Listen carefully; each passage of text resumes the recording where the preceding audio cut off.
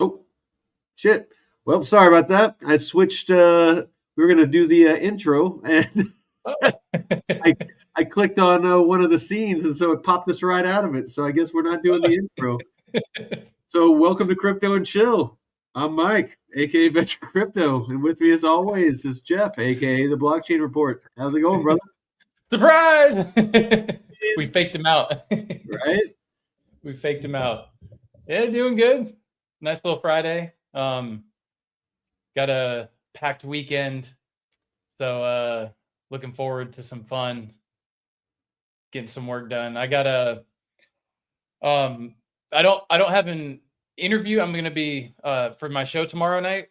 I'm gonna be doing some more music. I'm gonna be making starting a song.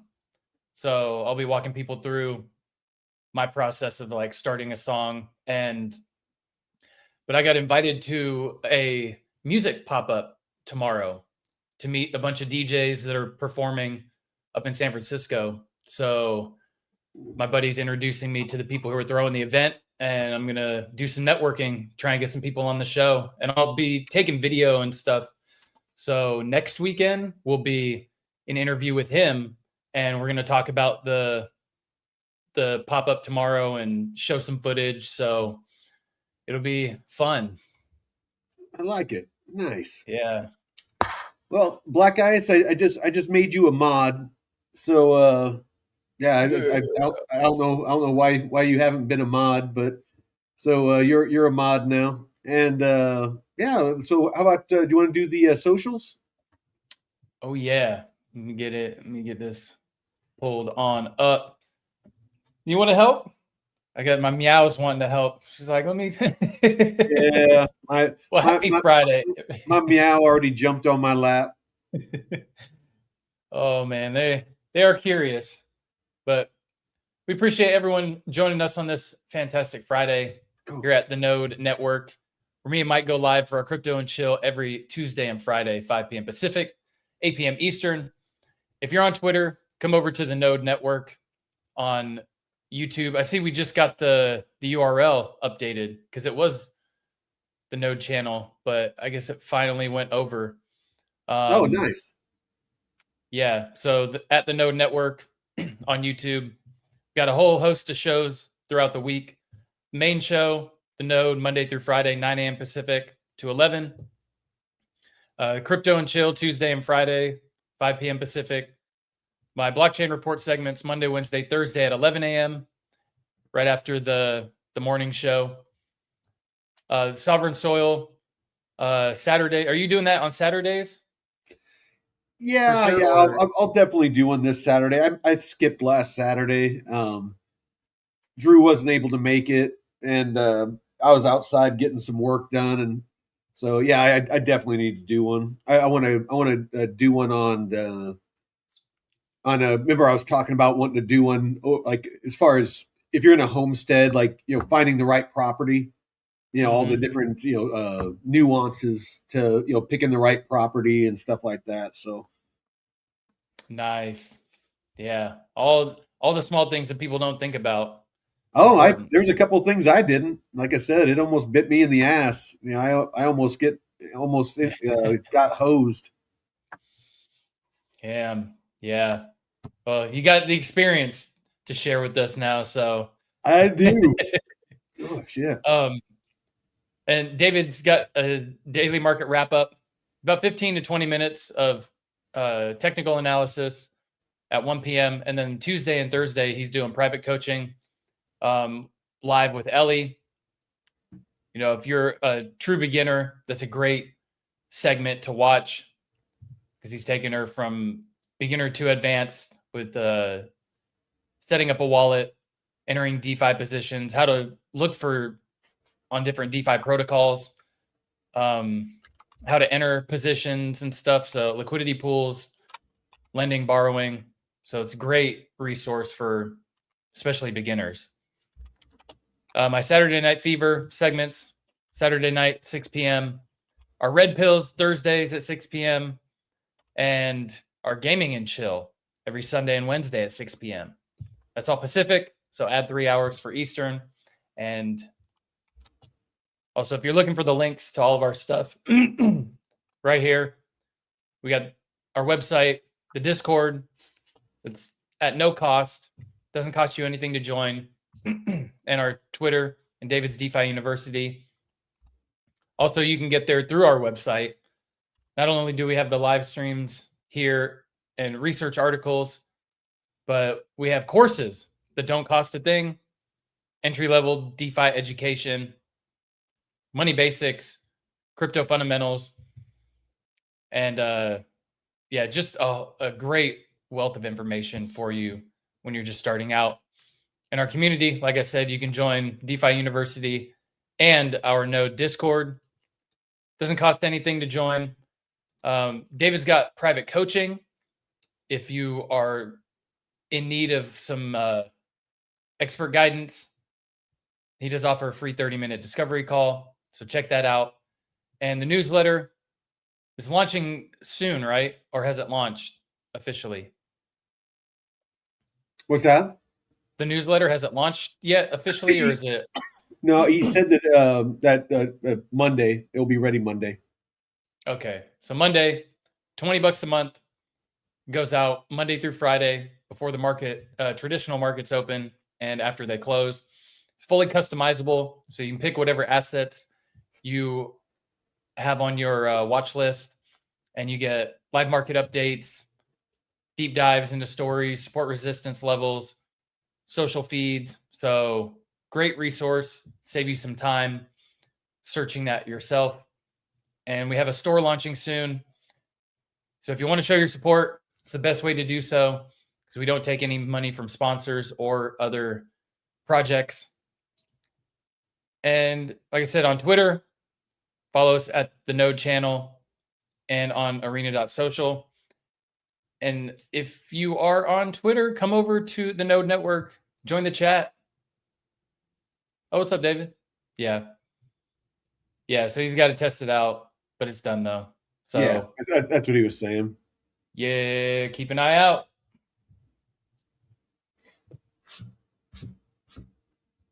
Crypto exploding. We getting in. Did you already do the Node.pro? Yeah, I went through all that. Yeah, I was going through. Yeah, save this, save it, bookmark it. Oh, here, hold on, and give us a like, follow, and share it out. Hold on 1 second. http://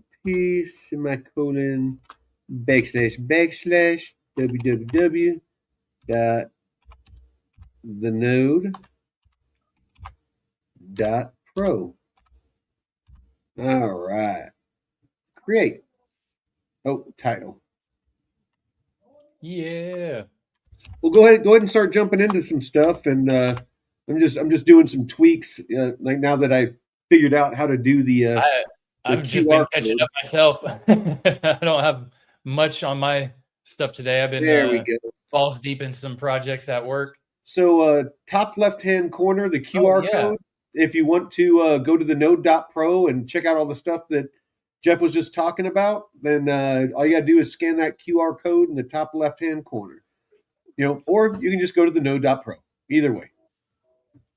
So just before we got on, I did come across this thing from Osmosis, from this exchange in the Cosmos ecosystem, and it looks like they submitted a proposal that did not pass. But I haven't really kept up with the Cosmos ecosystem. I'd be real careful. Dog shit. Honestly, it looks like a dead project. I mean, I could be wrong, but looking at the chart and just the total lack of any kind of news or development or adoption going on it, it was.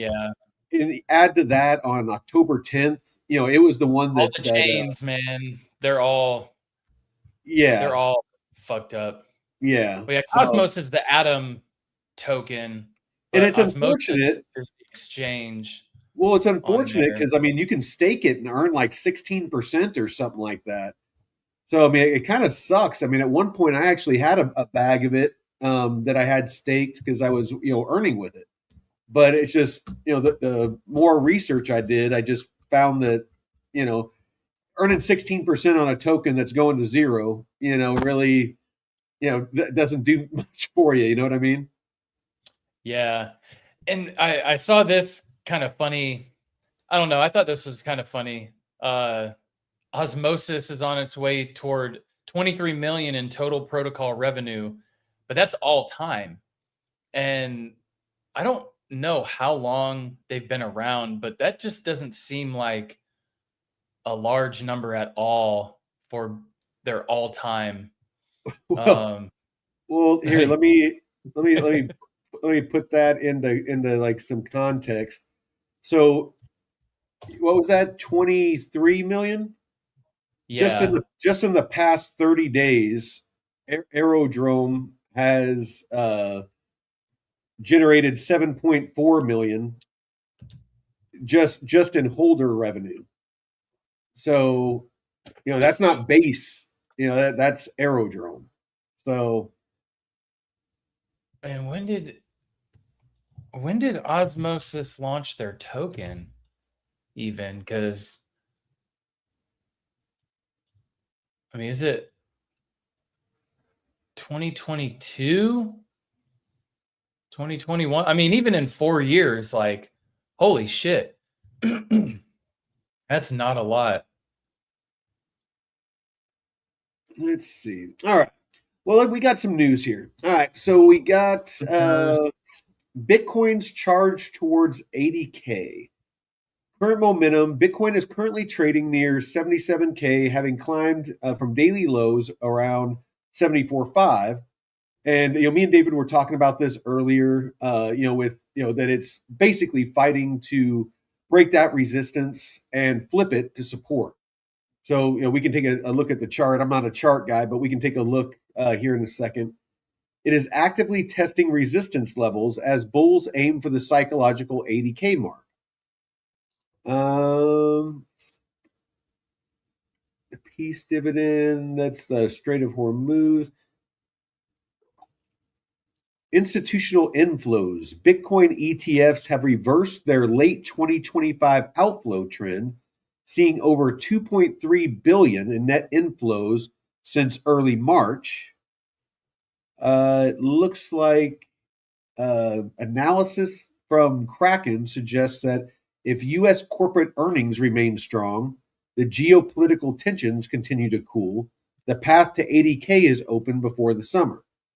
So, I mean, looking at the charts, I mean, we're kind of creating a bear flag, but I mean, shit. I mean, anything's possible. But Let's pretty much see. everybody that I've listened to that seems to have a pretty good track record is saying that October is, the bottom, and that we'll start to Mhm. see a slow rise, after October is what I'm hearing. I've been telling some other people that, um, and even people who aren't really, like, I have a couple friends who aren't huge TA guys, but they've been hearing the same thing, September, October. Mhm. Um, and that's what I'm planning on. Just kind of dipping my toes in right back in right now with a little bit of liquidity and not going Mhm. too heavy.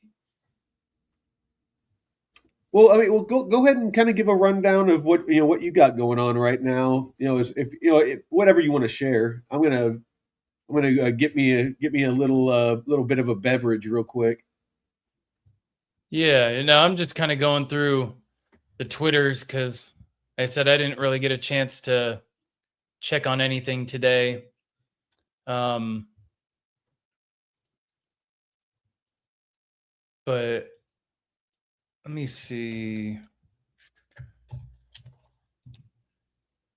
I mean, like, what are you doing? You said that now that that you started the new job and stuff like that, and that you were starting to get a taste. I mean, what are you tasting? Oh, I haven't actually dipped in yet. But I was thinking about getting into Arrow first, but after seeing this pump, I want to kind of wait till it comes back a little bit. Let's see. Let me actually pull up the chart. But Canton, I'm looking at Canton. I'll probably start getting into that first because it's just kind of trending sideways. But you said Plume ran up too pretty good. Okay. It had a little bit of a run. I still think that Plume is going to do something. I mean, how good it's going to do, I don't know, but I still, and I could be totally up in the night, but I kind of would like to do a deep dive on it on the Node show, just to get an updated understanding on kind of the tokenomics and what's currently going on with it. In fact, you know what? I'm going to pull up DeFi Llama real quick. Yeah, because they have season 2 that just ended. So yeah, fuck that season 2. Yeah, I don't know.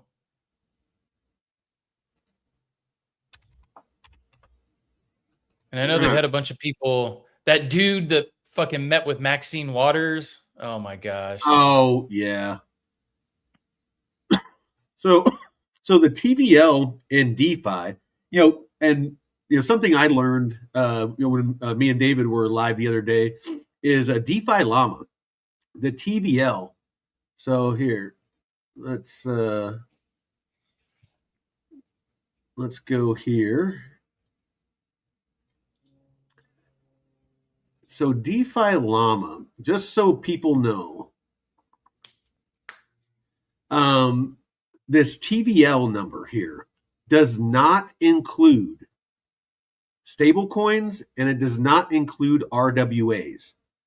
So that's something that we have to keep in mind when looking at this TVL chart over here. Is yes, a lot of liquidity left. It was about at its peak about 300 million. Now there's only just shy of 10 million. So there's quite a bit of liquidity that got sucked out of regular DeFi. But Plume primarily is purpose built as an ecosystem for RWAs. Actually, hold on real quick. That QR code's like covering up your face. Let me pick a different. Where are we at here? Yeah. Can't be. There we go. Can't be covering up Jeff. All right. So yeah, no, Plume, like a huge part of Plume is Nest Protocol. Nest Protocol is where it's actually integrated into Morpho. It's integrated. I'm wanting to say, hold on. Before I put my foot in my mouth, let me. What chains and protocols is Nest Protocol part of? I know it's Morpho and Base. Oh shit.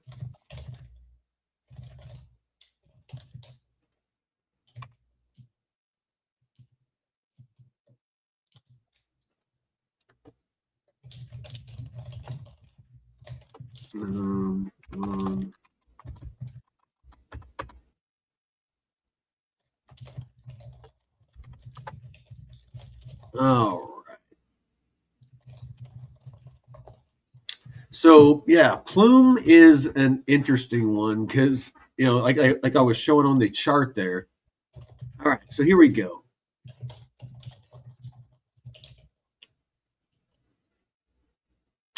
EtherFi, that's what I was trying to think of. All right, so Plume is an RWA focused modular layer 2.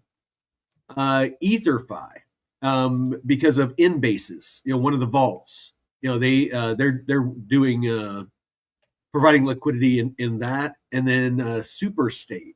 The vaults are backed by funds managed by Superstate, founded by Robert Arbitrum Ethereum. As Plume often operates as an L2 or via bridges, these assets are frequently settled or bridged here. So Nest protocols on Ethereum mainnet, BNB chain, and Polygon. It's also through Morpho. It is on Base. What else? So yeah, like I said, I mean it's definitely a long shot. It's a riskier play. I'll put it that way. It's a riskier play, but it's definitely one that I'm going to keep. I've kept my bag of it. I did sell my Casper quite a while ago. It was such an interesting tech, but the company just could not get traction. It could not get. There was all kinds of people, like IBM was going to build on them. Their Watson, their AI, they were building it out, but that ended up going. Long story, but basically there was two entities. There was the developer team, and then there was the actual business that did the partnerships and things like that. And Casper Labs was the one that had the partnership, and they left Plume and went to HBAR and took that contract with them. So it just never really got traction, and so finally I just had to cut my losses, because it was just price just kept going down and down and down and down, and at some point you gotta just take it on the chin and move on. And that goes to show, like, even if you have conviction in something, doesn't mean the narrative can't change, and that's why you gotta reassess. Because if you stay in that conviction, no matter what, I'm gonna hold the line. You can get fucked in the long run. So it's absolutely. Well, because I mean, check this out. There's 10 million in DeFi. There's 208 million in stable coins. It's not an insane amount, but it's a decent amount of money. And then just in RWAs, just on Ondo, just with Ondo, there's 200 million. With Centrifuge is another 50 million. So what are we up to now? About close to $500 million. Yeah, close to $500 million on Plume. Just almost nothing in regular DeFi, but with RWAs and stable coins, you're almost up to $1 billion, which in the grand scheme of things isn't a massive amount, but it gives me a lot warmer of a fuzzy than 10 million. So I was glad that we were able to figure that out. As far as that, the total TVL, it says total value lock, is not total. That's just one aspect of it. So when you're using DeFi Llama, keep that in mind. Is my point. Is that stable coins is a separate number. DeFi, like liquidity pools and stuff, is a different number. And then RWAs is a third and separate number. So I don't know why they don't have something that, and maybe I just don't know how to do it, but a function to where it should be all of them together, and then maybe off to the side have a breakdown. Like right here, stable coins, you got 208. Why don't they have RWAs on here? And why isn't the total? And then a breakdown like they have here. I don't get it. Am I making sense? Because there's three separate pools of liquidity, or buckets of liquidity. There's liquidity pools, which in this case for Plume is 10 million. There's RWAs, or tokenized assets, which are like another 200 or 300 million, and then stable coins separately, that is another 200 million. So why don't they have where it says stable coin market cap right here? They have stable coins. Why don't they have liquidity pools, or whatever they want to name it, and have that 10 million, and then have a third one that has RWAs and have a total of all the tokenized assets that are on the chain. And Hmm. then this big number up here should be those added together. Reflected, yeah. I mean, Well, that total value locked in DeFi, does that like what all is included in that? that's what I just went over twice, dude. Oh, I just went sorry. over it twice. The big number right here, the 10 million, is like liquidity pools. It's not RWAs and it's not stable coins. Okay, It's just yeah. that by itself. And then But stable coins is another 200 million. yeah, but And why then is that the main focus? that's Like my that doesn't that's my entire point. Is like, why yeah, isn't that all of them added together? that's stupid. Is it I mean, and that's DeFi llama's like default, right? Yeah. Or No, it's like I said, unless I'm missing something. Me and David figured this out the other day on the show. Is I was always assuming that this big number was all of it added together, but that's not the case. So yeah, so no, that stupid. was that it's just a very very important thing to understand about DeFi Llama, because if you just looked at this, you're like, I'd be like, Plume's dead. There's like 10 million of liquidity on all of Plume, but then you Well, look at that's it, initially what I thought when I looked at it. I was like, why is yeah, it nine? For a second, I thought it was 9 billion, and then I was like, no, oh, it's a million. Why is all the yeah, other stablecoin and stuff so much more? but yeah, but again, you got all these stable coins. So that was I really want people to understand that. I sorry it took so long to get us there, but I wanted to make sure that everyone understands, because this is how you want to be investing. You want to be using data. You want to make sure that the data that you're getting is quantifiable, meaning that you can it checks out that. And we'd still need to do a deep dive on DeFi Llama and see how they aggregate their data, because I really want to know how accurate are their numbers. Are they like 100% legit, or can we trust them, or is there errors, and if there are, how often? It's because Yeah. Do you know anyone from the team? Like who developed this and I who think would that be able maybe we to can reach out. Maybe we can reach out to and see if they have somebody that's on their team that's willing to come on the show. I would love to talk to him. I'm sure David would too. yeah, maybe recommend like that should be protocol TVL or TVL locked them. No, I it don't should just know. it Or should just just be the just whole like it is, but that number should be all of it added together. Because it is TVL, mm, total value locked, in tokenized assets, stable coins, and liquidity pools or whatever. That should be all of them together. And then down below, they should just break it out. So it's like, hey, we came to this number because we're saying that there's this much in stable coins and this and this and this, and then they can have the app fees and token incentives and all these other data points down here as well. But yeah, that's that's actually a good idea. We should reach out to them and see if we can get somebody to come on the show and like really educate us on how they again aggregate their data. Like, where do they pull it from? How accurate is that data? Is it coming directly off like ETH Explorer, or you mm. know is it coming directly from the chain, or I don't know.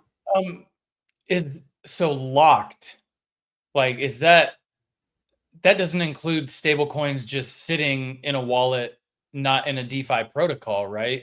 Or is that Sorry, like what's this? that?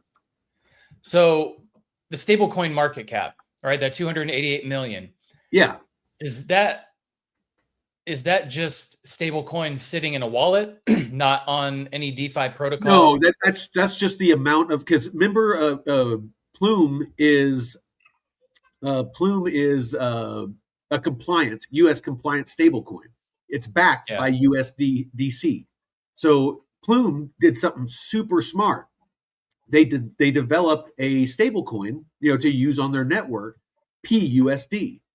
Yeah. The cool thing about it is, instead of jumping through a bunch of hoops and trying to make their stable coin pegged 1-to-1 with the US dollar or US dollar equivalent or whatever, they just said screw it, and they backed theirs with USDC, because USDC Circle is making sure that theirs is compliant. So if you my understanding, I'm not an expert, but my understanding is that because PUSD is backed by a stable coin that is compliant, then it in turn is also compliant, because it meets the law, the letter of the law. It is backed 1-to-1 with the US dollar or US dollar equivalent. If one is pegged, to the dollar, or backed by the US dollar, then the other one is by proxy. So I thought that was like super smart of them. But anyway, PUSD is probably the 208 million. Okay. Now, when it gets considered locked, what makes it a locked asset in DeFi? What makes it part of that 9.89 million?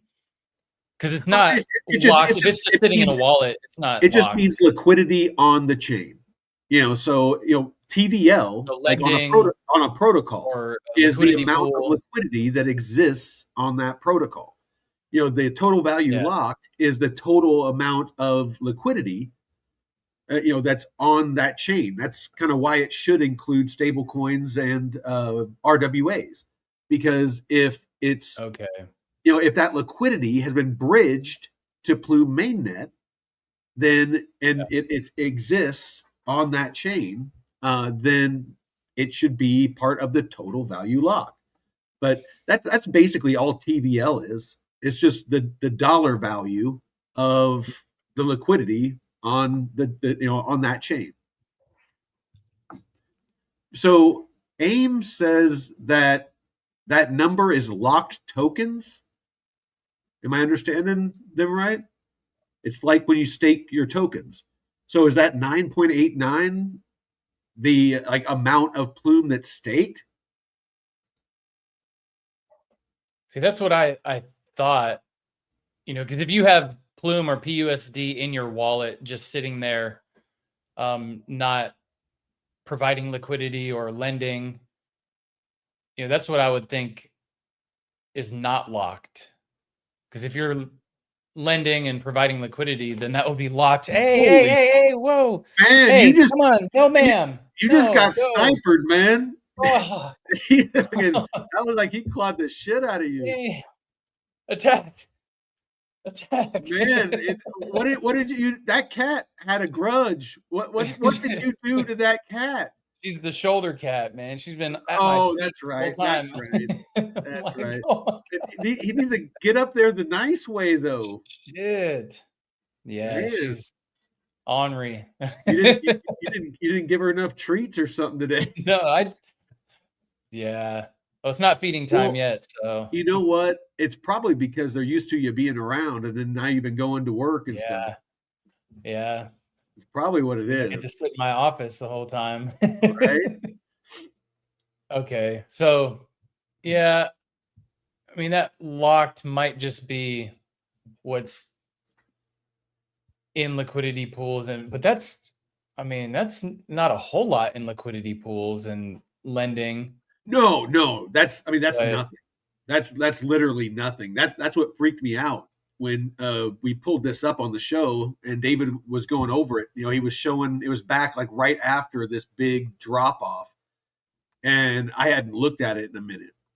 And so he pulled it up, and I was like, "Holy shit!" Like, should I? Mm-hmm. And first thing that I was thinking, I'm like, did I miss some news where like Plume was getting arrested, or everybody at Plume was getting arrested or something? Because like, what happened here?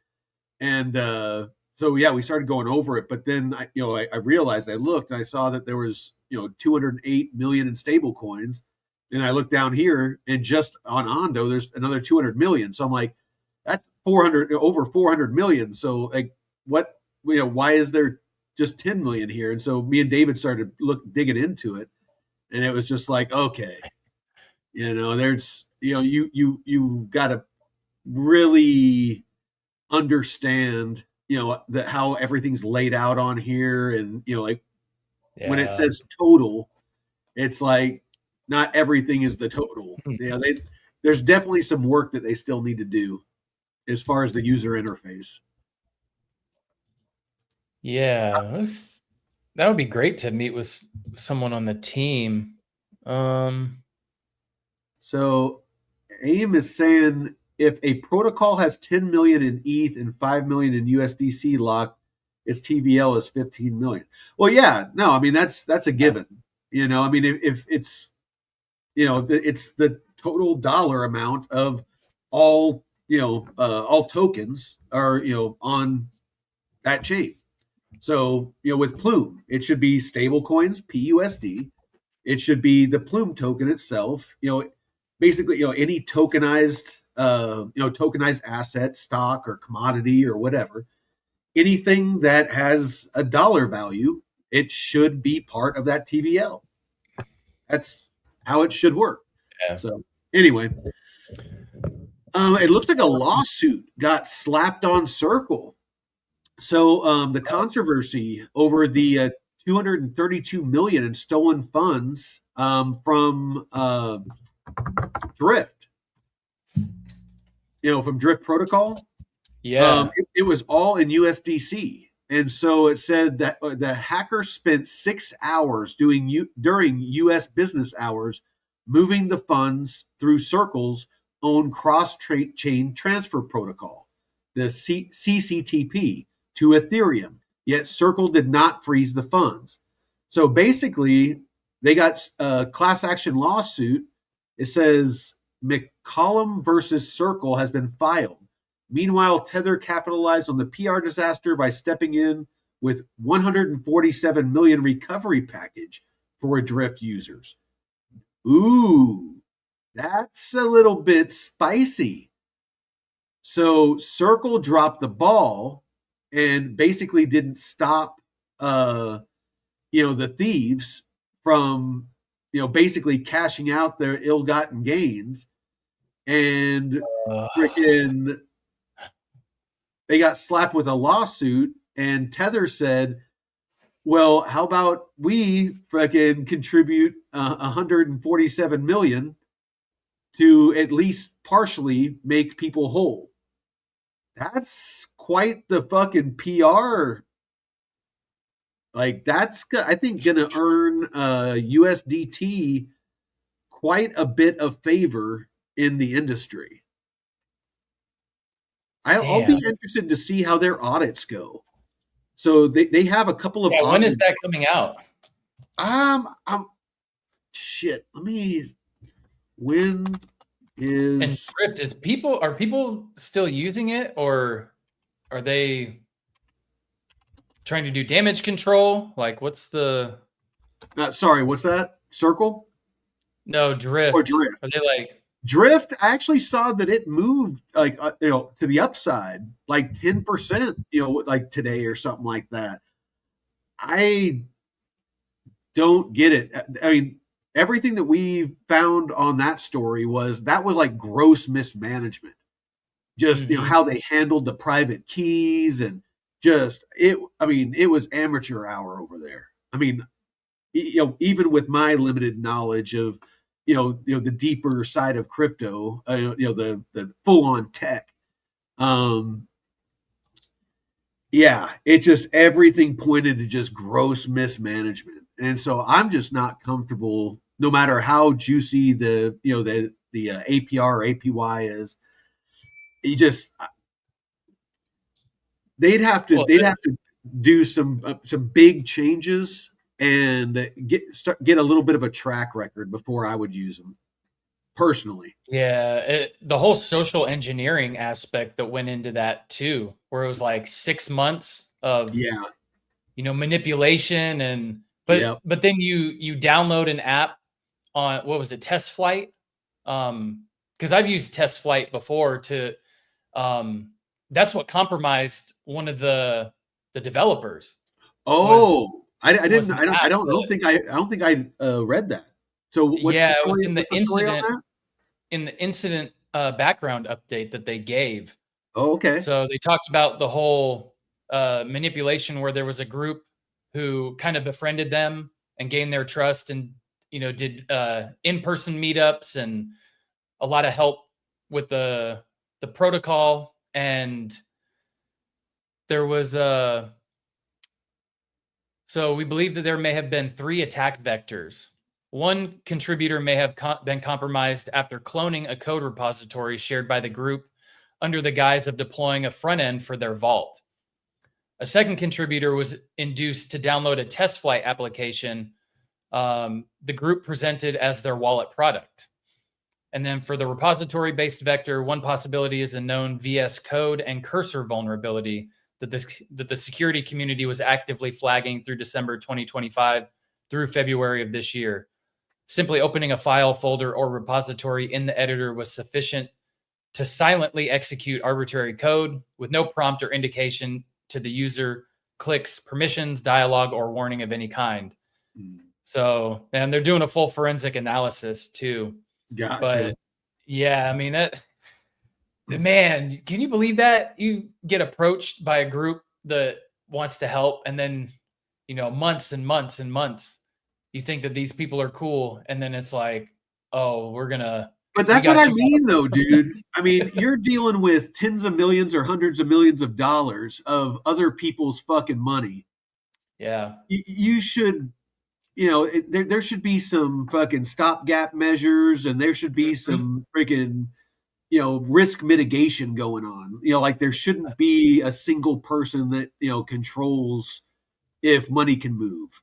There should be something built into the system to where there's like a time lock, where if there's a significant amount of liquidity being moved, that it needs like a manual approval, or it has to sit for like 12 hours or something like that, while it's confirmed, before it's moved or something. Because it was like half the TVL on the fucking platform, dude.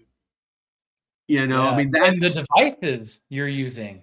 yeah. Don't use your main device when you're collaborating with other people like that. You should have like test something that you do testing on, and then I mean, like not Scoop Boy. It's like a multi-sig wallet. What me, David, and you are talking about doing with the company portfolio, that we're going to start. Where we're just like Dave. I'm sure David will probably be the one that manages it, but it'll be a multi-sig wallet to where anytime that money is taken out of it or anything like that, we all 3 have to sign it. And kind of, I mean, my whole thought process is that if we ever start making money, part of the money goes into that, like 5% or something like that, and just over time it builds. And if David is working his freaking magic on it, and we're earning like 10, 15, 20% or more, it'll just be a nice little freaking like 401k for all of us, to where it gets to a point to where we can not taking draws. What is it called when what is it when a business owner never mind. There's a word for it, but basically it's like a draw. It's where you can take out like a lot of people will do it like once a quarter or like once a year or something like that. Like if the company, whatever profits they make or something, they, if part of the deal is they get a percentage of it, then it can, you can get like that cashed out. And so, I mean, that's basically something we can do with that, is just have it at some point to where it's just a nice little extra chunk of change each month, that we can choose to, reinvest or fucking, spend. Yep. Royalties? It's not royalties. That's like for music and stuff like that. Like intellectual property. Dividend. That's it. Yeah. Well, dividend. Yeah. Well, kind of like a stock dividend. Joseph. So no, it's like I said though. That's kind of my thought is because I really am, man. I'm in on this. The node. I'm all in on it. Mhm. It's I see way too much potential here. But You know, yeah, I mean, especially having so many different channels that were just kind of doing their yeah, own thing, and it's like, no, we really beef this up and bring value to not just people in the crypto space, but other areas as well that attract wider audience. And because I know a bunch of people that are in the music scene that do like crypto, yeah. but they're not as knowledgeable about it. Well, And it's a great way to onboard people, because if they're yeah, watching the gaming and we're talking about crypto and stuff like that, at least we'll introduce them to it. Um, yeah, it's just, I mean, there's something for everybody, but the big thing is like that I like is we have a great community, and two is, all the channels. And then three is that we offer so much stuff that we don't charge for, like DeFi University and, just all the different things that we have, on the node.pro. Um, there's a bunch of tools that you can use.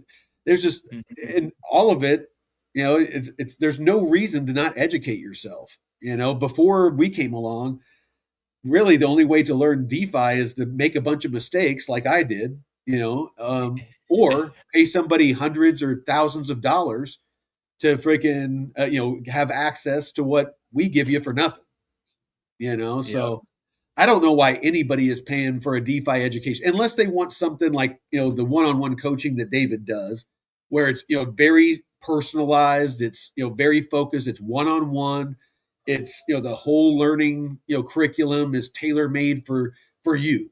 It's, wherever you're at skill level wise, then, he basically tailor makes it for, your portfolio and what you're trying to accomplish and your risk tolerance and, all that stuff. So, that, and that's really designed for if when you have at least a 5-figure portfolio, just because yeah, the cost benefit is it's not really worth it. When yeah, you no, if you have a but, couple $100, you don't want to be, paying somebody a bunch of money to, to yeah. learn. If all you're investing is, yeah, you got to look at it from that point of view always. What's your return on investment? So, if you're going to invest in that education, do you have the liquidity to put that education to use? I can say that I pay for a DeFi group and I've gained more than the 90 I pay for. I can say that I pay for a DeFi group and I've gained more than 90 million. If I'm understanding right, he's paying like $90 a month to be a part of some DeFi group. And you've gained more I'm not than understanding that what he's each month. saying. It could just be me though. I have had a couple of drinks, so Oh, I'm so DeFi Llama. So you can contact them and the fastest way they'll reply is in their Discord. So do you want to reach out to him? Reach out to him and yeah, again see if they'd be willing to come on the show. yeah. And also I just found out Mint blockchain, their layer 2 that launched over a year ago. They posted this in February, in response to Vitalik's discussion of roles of layer 2s. And they said, I think it's time to seriously think about our future. We need to make changes to adapt to this changing on-chain world. Whom do we serve? How do we create value? How do we achieve sustainable development? These are all good questions. Well, yet just yesterday, they announced regarding the cessation of operations and asset withdrawal of Mint blockchain. So another one bites the dust. We are ending the Mint blockchain, a layer 2 to end. I mean, that shit, I don't even know how many have died in the past year, but man, I remember trying to farm this Dude, airdrop too. It was a we fucking we've been saying it for a while. It's I think that we're just seeing the tip of the iceberg. I think a lot of cryptos are going away. I mean, 95% or more of cryptos are going away. Like as we move towards utility and these different projects, if they're not just a straight up meme, these projects are going to have to have some kind of proof of concept. As these assets start getting treated like actual investments and not speculative, freaking, meme coins and penny stocks and stuff like that. The ones that actually generate revenue, that have a business and a business model, and they offer a service or some sort of they offer a product or a service. It's just they're not going to survive. They have to generate revenue. And then we as token holders, if there isn't something in the tokenomics or a mechanism in place that we the token holders somehow share in the profitability of the company, there's no point to holding the token. I know I keep saying this. Those of you that watch all the time, you've heard me say this a million times, but I'm hoping that anybody that's listening that's new or that sees this that's new, you need to understand that the relationship between the token and the business. And if there isn't a connection of how, if it's generating profits and how those profits are being shared with the token holders, if there's a disconnect, you are buying a meme coin. You are funding their operations.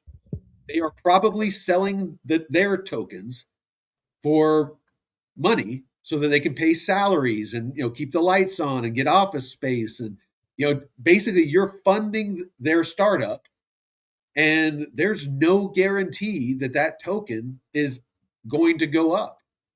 And quite possibly, if they don't ever have a product or a service that they're offering, they're not going to be generating revenue. And if that never comes to fruition, you're going to have, like Jeff just talked about with Mint, hey, we're folding up shop. Sorry, we tried. And this one, your gaze on Cosmos. So. Yeah. And it's not to say that they spent all the money. They might have a couple of million left, but they just see that, they just realized or knew that they're not going anywhere. They're not doing anything. And so they're like, all right, well, we tried. So, we're going to fold up shop. And maybe they're exiting with a couple $1 million a piece. It's like, there's a lot of those types of projects out there. And we got to start treating these assets less speculatively and more on the utility side of the house. And expecting there to be utility, actual utility, not governance, like a governance token. That's not utility. Utility is that the token is necessary for it to provide its service, it's part of the functionality of the chain, because that's really the only way that they can share the revenue. One of the ways, I mean, you can do staking, but one of the ways to share revenue with the token holders. So no, it's a complex relationship. And if you don't understand what I'm saying, definitely do your own research. Type it into AI, and ask AI. How do I, as a crypto token holder, what ways can a protocol or a chain share revenue that it generates with me as the token holder? Something along those lines, and see what it tells you. That's a good place to start. Yeah. As always, do your own research. I mean, right now I'm just a very buzzed dude rambling on about crypto. So, this is our crypto and chill. This is we're not putting our best foot forward here. We're just relaxing, talking about different projects and what's going on. So, so David said, verify. Don't just trust. Verify. Always trust and verify. Yep. So Scoot Boy said, I also gained a lot of knowledge for the 90 a month. Because Ellie was saying, it okay. sounds like So it it's 90 a sounds month. like He gets paid basically more he's in it. paying $90 a month for some DeFi community or something like that, and he's saying that he's getting his money's worth, plus some. So yeah, that's perfect. If you found something for $90 a month, freaking awesome. But we offer it here for nothing. Mm-hmm. So it's like it's we got the community here, we got the knowledge base here, we got the subject matter experts here, we have the DeFi University here, we have everything here, and you don't got to pay Got anything. Earthing. So Got Earthing. And oh yeah. So let me actually write this down. I'll save that for later. Yeah, I'll reach out to DeFi Llama and see if we can get someone on the show. And I'll jump back in the Plume Discord and see if I can ever find out about, because nobody ever got back to me. yeah, a few months ago when I was at your place, I reached out to them and yeah. Well, let's end on this. So I looked it up. So Tether looks like the target completion date for their audit is the end of 2026. So it says Tether leadership has told investors they are striving to have a comprehensive audit completed and published by the end of 2026. The biggest ever inaugural audit, Tether has warned that given their 193 billion in reserves, which include a complex mix of US treasuries, physical gold, Bitcoin, and tokenized liabilities, the process is uniquely labor intensive and may take the better part of a year. The current status, the attestation bridge. Until the audit is released, Tether is continuing its regular transparency updates. Q1 2026. This report is typically due roughly 45 days after the quarter ends. So that would be mid-May, April, May of 2026. Prior reports, their last quarterly report in December was prepared by BDO and showed a record 10 billion profit in 2025. The Big Four mystery says while Tether has confirmed they are now working with a. Oh no, they did. They announced. So they have two companies that are doing the audit. One is basically doing a pre-audit to get them ready for the main audit. So one will probably be like what's the best, like behind closed doors. Like they're going to do an audit and then it's going to be in-house. And then that is going to be like, okay, well, what do we need to tweak? What do we need to do with some of our holdings? Like, do we need to get out of altcoins? Are we wanting to be compliant, with U.S. regulations? Because, to be a U.S. compliant stablecoin, you have to be backed 1-to-1 with the U.S. dollar or U.S. dollar equivalent. So, holding a bunch of altcoins, that's not going to qualify. So it sounds like they have some Bitcoin, they have some gold, they have some U.S. treasuries, they have some different things, and I think they even have some private credit or something like that. So some of that stuff wouldn't qualify. So they would either, they'd have to make some adjustments to, be able to make sure that all of their circulating USDT was, compliant with U.S. regulation. So that's what's going on with that as of now. A lot of shuffling.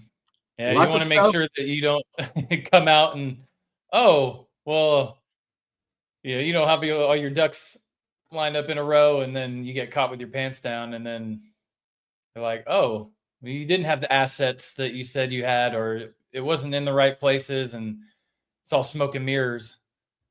Yep. Kind of like FTX. Oh yeah. And Joseph, no, Joseph. you know what? Let me look real quick. Let's. There we go. Plume? I was gonna say Plume needs to stop edging us. I know that season 2 supposedly ended, but I'll be honest, they fucking lost me. That like over a year clusterfuck of a fucking season 2 trying to farm points for an airdrop. I gave up on that shit forever ago. So registration opening in April is what they said at the end of March, but they haven't made any announcement on their page yet. I'm just going to connect and see if it gives me any info.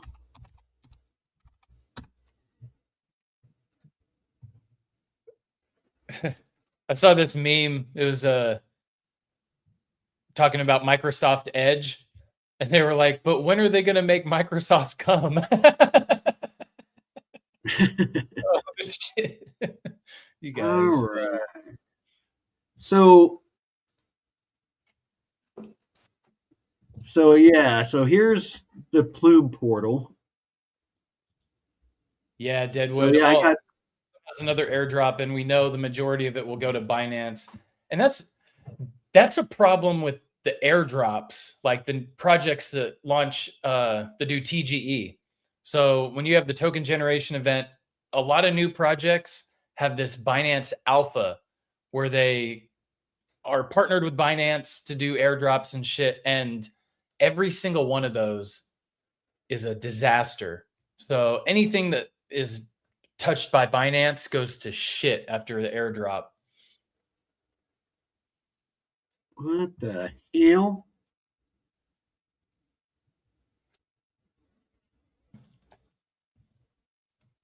Hold on, checking something real quick. We gotta protest the Binance. Protest the Binance? Why is that? Because everything they touch goes to shit. All the airdrops, the Binance Alpha bullshit, it's just all a shit show. Yeah. No kings, more like no Binance. That freaking display that we were just looking at's making me trip out a little bit. Oh. It should have. You didn't accidentally take something other than a drink, huh? No, I'm.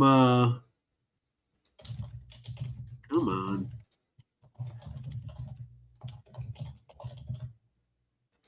Let's see. And I'll find out for you, Deadwood, on the Binance. So Binance does not publicly disclose a fixed listing fee or a standard percentage for listing a new token. What the market actually reports. So in practice, based on industry reports, founder accounts, and listing consultants, the effective cost for a Binance spot listing often involves a combination of cash and token allocations, which a typical token allocation is around 5 to 8% of the total token supply.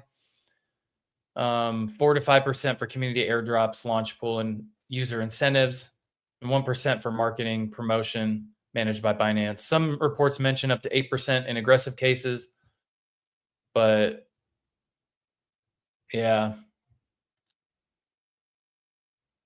So 5 to 8% of the token supply. So not quite 15 to 20. Let's see.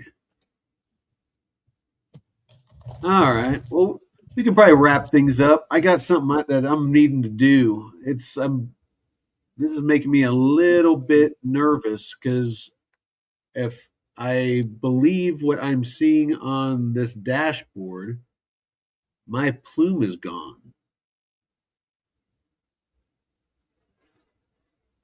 So let's go ahead and end this because I'm going to start digging into this little conundrum.